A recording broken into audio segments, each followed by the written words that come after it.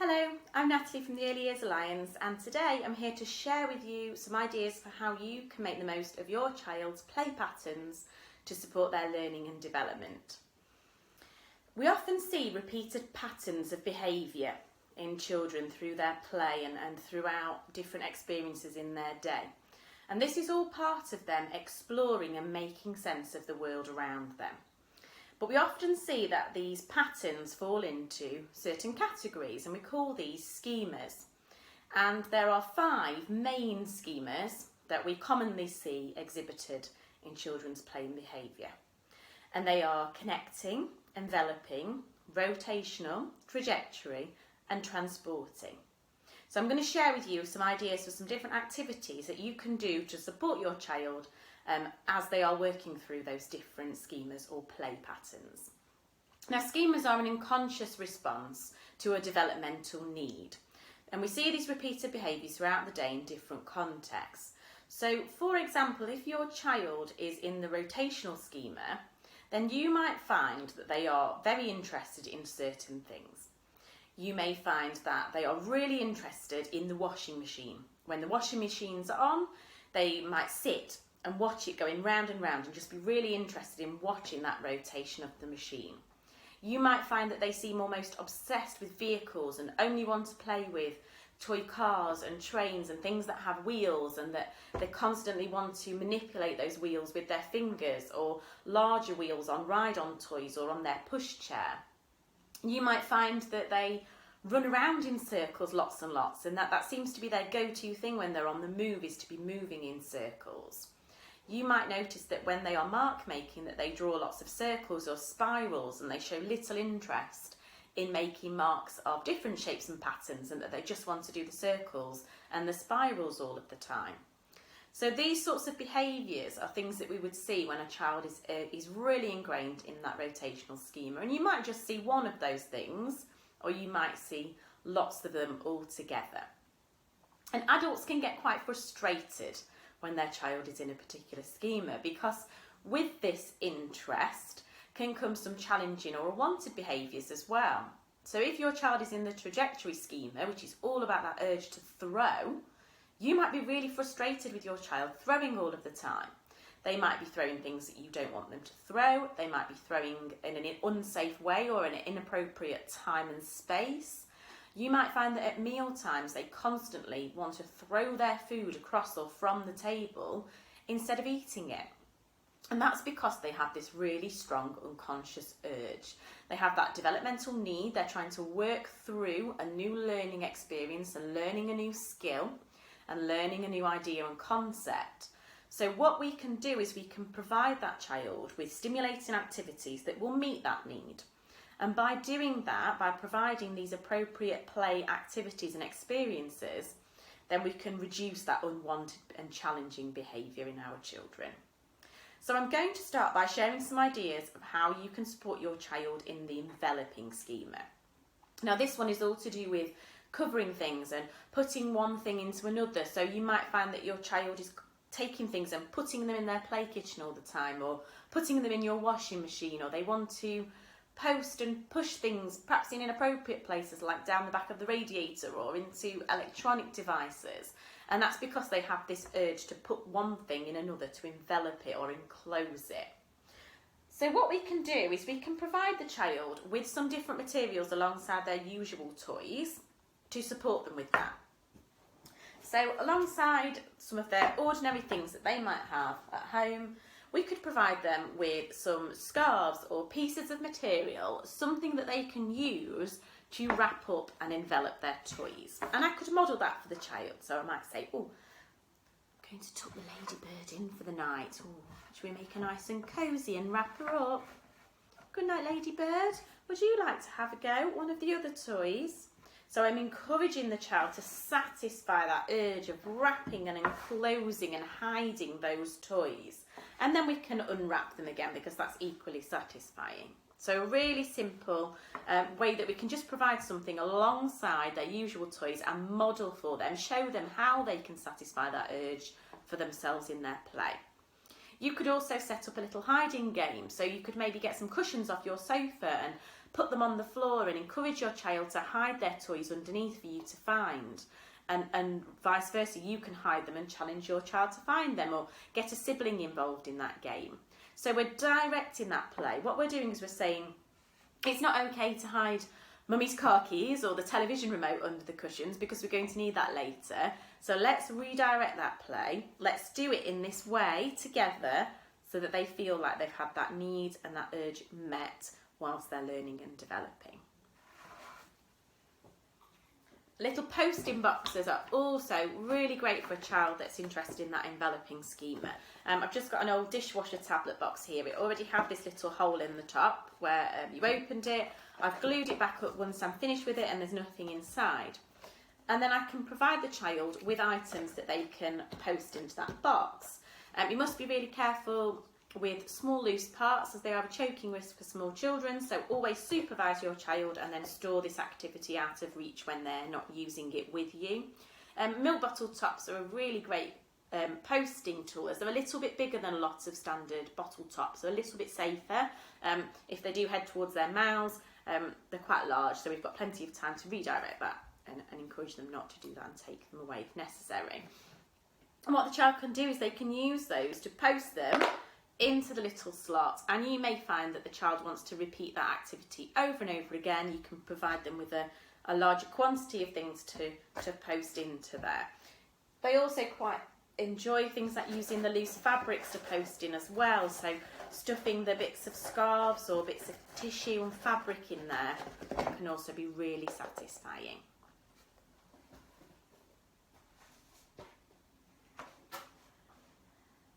Another great one, a shoebox, a child-sized shoebox. They've got this really good little hinge lid on them, and the slot at the top I've just cut in there. And what we can do is make another little posting activity. I've got some little phonics or letter cards here that the child could use to post in there quite simply. They can work their way through. You could just use plain pieces of card that you cut yourselves. These are great for extending the learning. So I could be talking to the child about that sound and that picture there as we're posting them in, and encouraging them to do the same. You could do that with number cards or just colours as well if your child is learning their colours.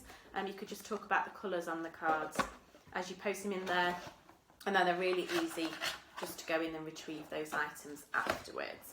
A nice one just to leave for your child to access whenever they like. That one, you could just leave that one out and they could just use that as a little bit of independent play.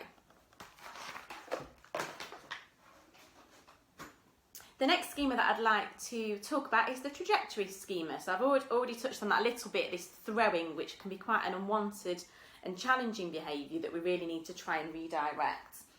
A great one for that, paper aeroplanes, really simple. There's lots of different templates you can find online for making your paper aeroplanes. You could get an older sibling involved in this activity and get them to make the aeroplanes for a younger sibling. And then really easy, they can just throw these anywhere because they're paper. They're quite safe if you're going to do that indoors, or you can take them outdoors if the weather permits. That's a really lovely thing to go out and do, and you can just throw them together, and it just satisfies that urge to throw, but we're showing them something that we're happy for them to throw around. Another great one are little homemade bean bags. So I've got one with some dried peas in and one with some rice, just a couple of old socks. I've secured this one at the top with a little hair elastic. I've done it really tight to make it nice and safe so that the child can't get those loose items out from the middle. This one I've just tied a really tight knot in the top. That works just as well so that the beans stay safely inside the bags. And what you've got there is something that, again, that is quite safe for your child to throw. And we can encourage in them that the bean bags are what we want them to be throwing, and we can give them that appropriate space and time to do that. You could extend this activity. You could make some little targets for them to throw at with either letters or numbers or colours, and you're saying the target that you want them to aim for with their bean bag. So, you know, let's try and see if we can hit the number 1. Can you find the number 1? And then they're throwing, and because they're using that aim as well, they're really working on those gross motor skills to get that beanbag to go where they want it to. You could use some chalk to draw on a wall outside and draw, so we're using a different plane, using that vertical plane for them to throw towards. So lots of ways that you can extend the learning for something that's quite simple, but is really going to satisfy that urge to throw. The next one I want to talk about is that rotation schema. So again, I've already mentioned that a little bit, but I've got a couple of suggestions for ways that you can satisfy that. The first one is a really simple singing mark making activity. You may have already seen that on the Early Years Alliance YouTube channel. There is a video about Wheels on the Bus activities, and this one features on there, so you can head across and watch the rest of that for an extended version. But what we would do is we would provide the child with some mark making tools. We would model and do this alongside them, and we would sing the Wheels on the Bus, but encourage the child to make the marks at the same time, and they're going to satisfy that rotational schema. So we'd sing, the wheels on the bus go round and round, round and round, round and round. The wheels on the bus go round and round all day long. And what they're doing is they're making those lovely spirals and circles that they're really enjoying making at the moment, but they're getting that extra input there, they're getting that singing, so the extra communication and language support there from singing together and hearing that language. Bit of mark making, so some fine motor skills there of that pen grasp, making those marks, but we're also satisfying that rotational urge there. And the next one that I want to share with you is a bit of a multi-sensory activity. So in my tray I've got some washing up liquid, a little bit of water and some food colouring and a whisk, and we would encourage the child to make those rotations with the whisk. So can they go round and round and round really quickly? Can they do little circles? Can they do big circles? And see if they can get that water as foamy and as bubbly as possible. And it is actually really satisfying because it does bubble up really quickly if you put lots and lots of washing up liquid into your water. You can do this in a very practical sense, so get your child involved in some home baking and have them do the whisking and stirring when you're baking. They're going to love making those circular motions.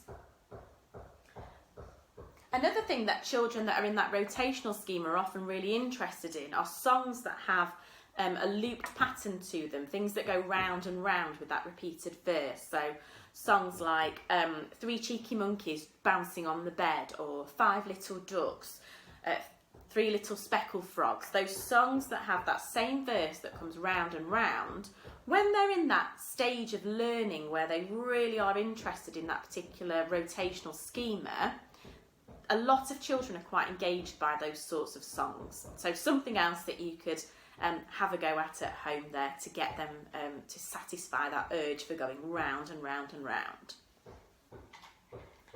Next activity is for the connecting schema. So connecting schema is all about putting one thing with another and attaching them. So you often find that children are really interested in things like Lego or Duplo, and building and constructing maybe train tracks, so building the track and then connecting the trains to go round that track when they're in this schema. And threading is also a really great activity. Just make sure that you are supervising your child at all time when you're using, this is just a shoelace, keep them nice and short, keep them supervised to keep them safe, and make sure that you store this activity out of your child's reach when you are not playing it together. And what we can do is encourage the child to thread dry pasta onto the lace.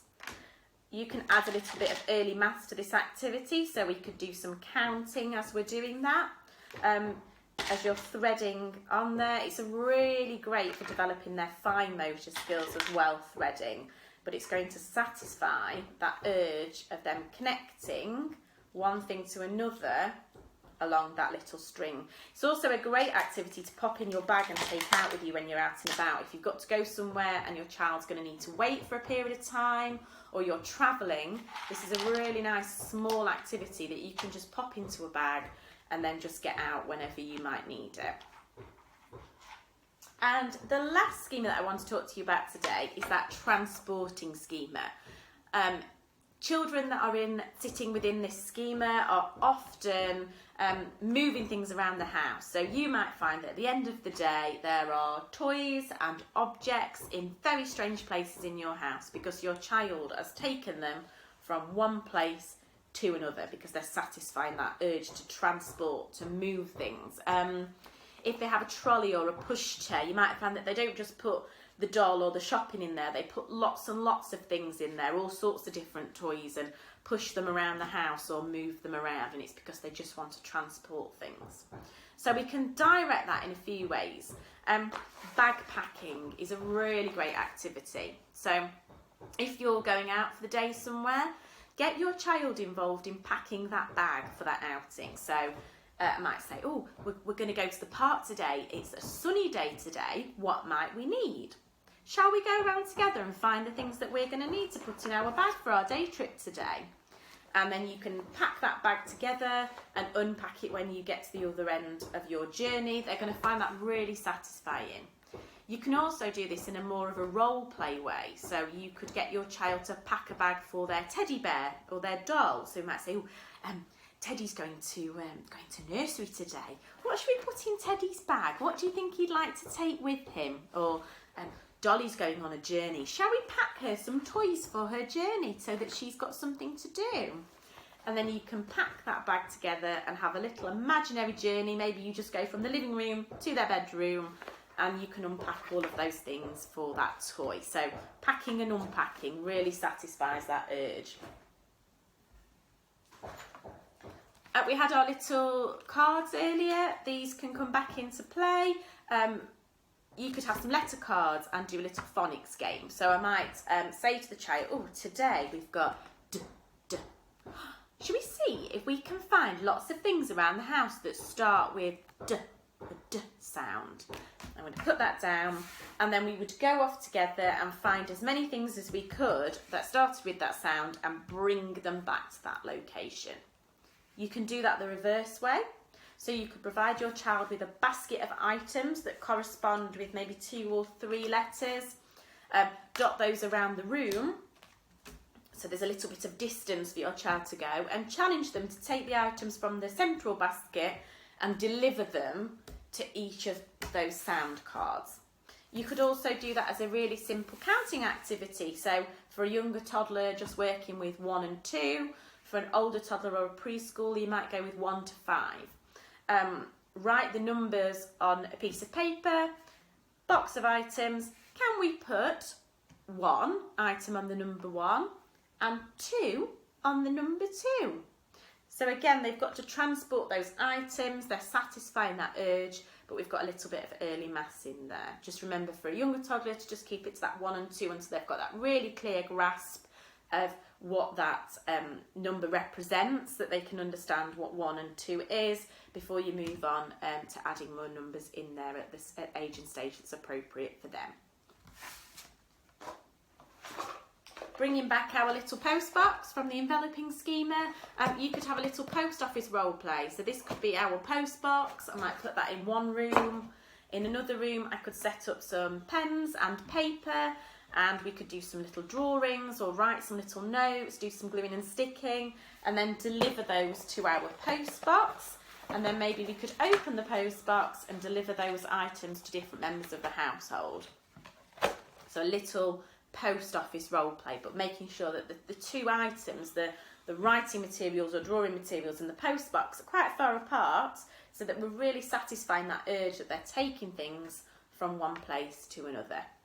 You could also do that in a real life scenario by writing some postcards or letters to loved ones that you're not seeing at the moment, and having a trip to the post box. What a lovely real life experience that your child can have there of transporting something to the post box to post off for somebody else to receive. They're going to really enjoy that experience, even if they're not in that transporting schema, but it really does tie in with that particular urge of taking one thing to another place. So hopefully you've got a few ideas there for how you can support your child with the different schemas to help reduce some of that challenging or unwanted behaviour and make sure that that unconscious developmental need is being met for your child. If you'd like any other ideas for activities to do at home with your children, then you can head to our website, which is www.familycorner.co.uk, or you can go across to our YouTube channel, which is the Early Years Alliance on YouTube, to see lots of other videos with activities and ideas to support your child's learning and development at home.